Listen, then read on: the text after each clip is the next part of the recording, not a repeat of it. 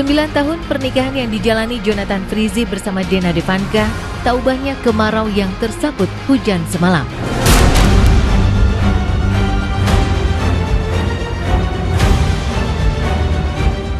Pertikaian dan konflik Jonathan Frizzy dan Dena Devanka bahkan mencapai titik didih. Keduanya sama-sama mengklaim sebagai korban KDRT.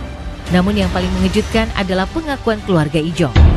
Benny Simanjuntak selaku paman Ijong menyebut Dena pernah melakukan pemukulan memakai barbel hingga membuat Ijong alami luka cukup serius di bagian tubuhnya. Atas kejadian ini, Ijong akhirnya melapor ke polisi. Ia menjerat Dena dengan pasal perbuatan kekerasan fisik dalam lingkup rumah tangga dengan ancaman pidana paling lama 5 tahun penjara.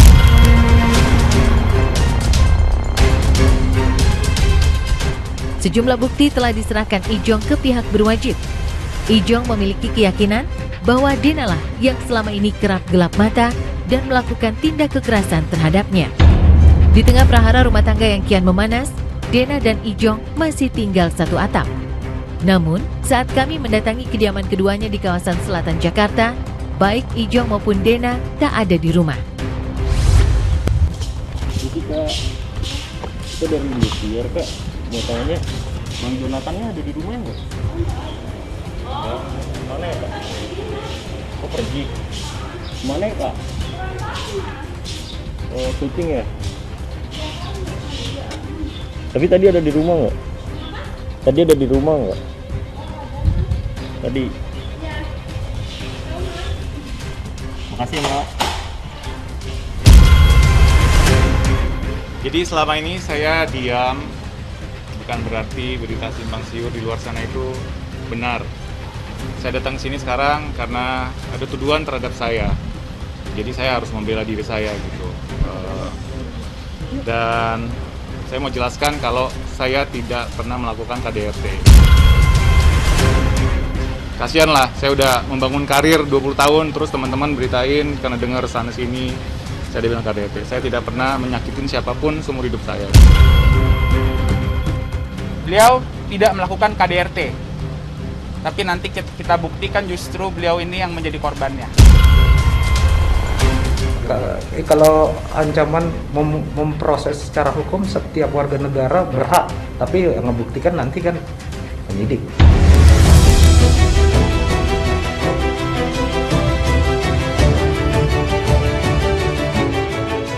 Pernikahan Ijong dan Dena yang selama ini diselimuti sejuta cinta ternyata memendam banyak cerita menyedihkan.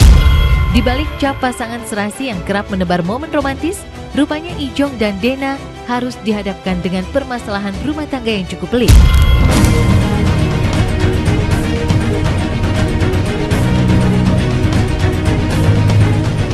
Tak hanya aksi KDRT yang diduga sebagai pemicu konflik, hadirnya orang ketiga di antara Ijong dan Dena juga disebut-sebut sebagai sumber pertengkaran.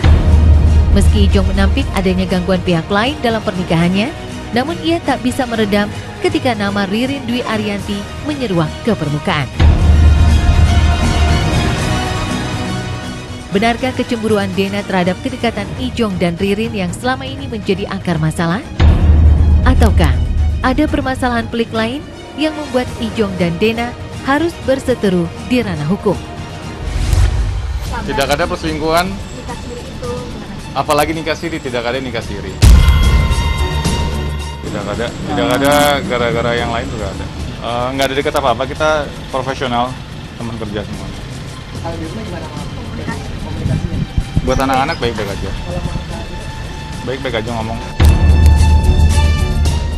Kan namanya rumah tangga itu pasti butuh komitmen, butuh kesetiaan, butuh kejujuran. Nah, pada saat komitmen itu ada satu pihak yang memang tidak bisa memberikan apa yang diberikan oleh pasangannya, itu kan yang menimbulkan ketidaknyamanan ya buat saya. Ya saya harap sih enggak ya, karena saya punya 3 anak juga. Saya juga nggak mau hati anak saya juga terluka gitu loh ketika tahu mengenai hal ini gitu. Tapi kita nggak tahu ya apa yang terjadi gitu loh sebenarnya.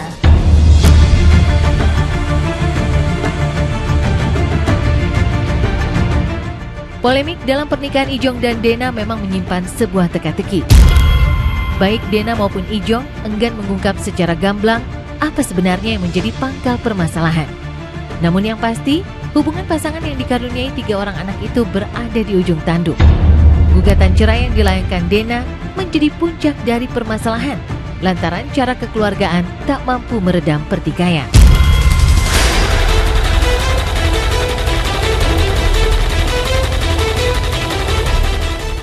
Pengadilan Agama Jakarta Selatan telah menjadwal sidang cerai perdana Ijong dan Dena. Jika tak ada aral melintang, Ijong dan Dena akan dipertemukan di meja mediasi pada 16 September mendatang. Duduk berdampingan untuk menempuh upaya perdamaian. Mungkinkah Ijong dan Dena akan rujuk? Atau sebaliknya, benarkah Dena sudah mati rasa dan mantap berpisah dengan Ijong?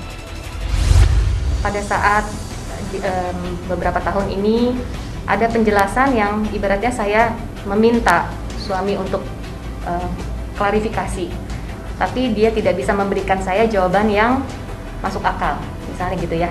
Jadi ini merupakan suatu akumulasi mungkin permasalahan kami yang tidak kunjung selesai.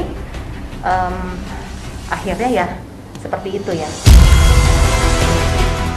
Kenapa? Akan datang nggak?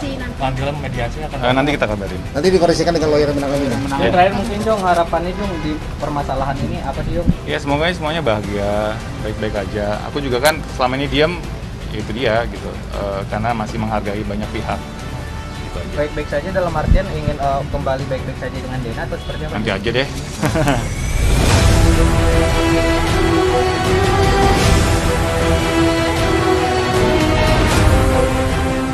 9 tahun hidup bersama tentu tak mudah bagi Dena untuk melupakan Ijong dalam waktu sekejap.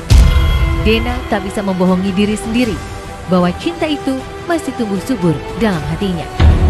Bahkan di hari ulang tahunnya pada 9 September lalu, Dena secara sadar membagikan ulang momen romantis bersama sang suami melalui bingkai-bingkai foto di akun media sosialnya.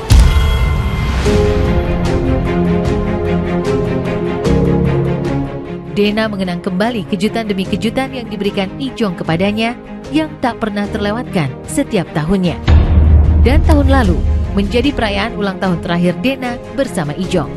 Tahun ini, Dena harus melewati pertambahan usianya tanpa pendamping, hanya dikelilingi keluarga dan 3 anak yang sangat dicintainya. Jadi ini udah dalam proses panjang, saya udah toleransi yang luar biasa. Saya berikan kesempatan sama pasangan untuk bisa memperbaiki, untuk segala macam bermediasi gitu ya, untuk keutuhan rumah tangga kita, tapi ternyata tidak bisa gitu. Kalau buat aku sih, apa yang baik, aku akan baik dan pertahankan. Apa yang tidak baik, buat apa dipertahankan gitu. Jadi biar semuanya kitanya baik-baik dan bahagia.